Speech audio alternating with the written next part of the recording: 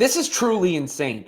Caitlin Clark games outrated Victor Wembanyama games, or the Fevers games outrated the Spurs games this past season, and the Philadelphia 76ers. That info coming from a Sports Media Watch article. You see Vanshay Murdoch with the X post right there. And that's just like, it's hard to put into words how big a deal it is to see a WNBA team outrate an NBA team, period.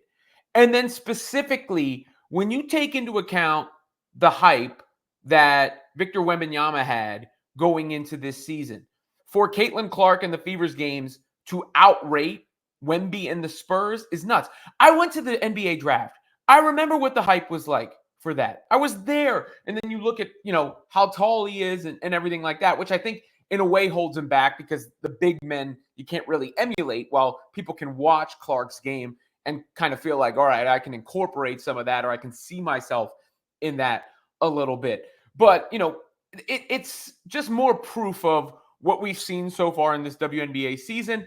And it makes so much of it look so silly in retrospect, right? Like the conversation about the Olympics, whether Clark should be on the Olympic team or not.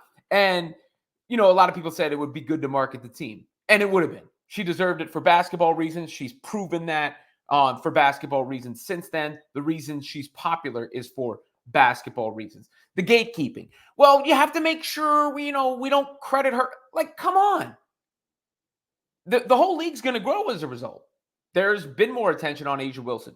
Angel Reese got a lot of attention this year. Many other players will get a lot of attention. But Caitlin Clark is the face of basketball, as I've said. When LeBron and Curry are closer to the end than the beginning, and you're looking for that new face, whether it be Anthony Edwards or whomever, Wemby, Luka, Clark. And I don't know. I mean, I guess I shouldn't be surprised when I've already seen this stuff, but I'm still taken aback just because I never thought I would live in a world where the WNBA competed with the NBA, where there was an athlete that could even elevate the WNBA to being in the same conversation as the NBA. And the Fever didn't outrate the Lakers or the Knicks, I don't believe, but they were in the vicinity, which is mind-boggling.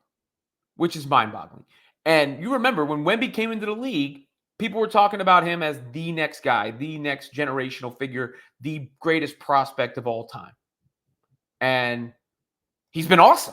It's not like Wemby hasn't been awesome, but Clark is a whole different level. And, when are her shoes going to drop? I guess that's the next question. Because Nike, what's going on?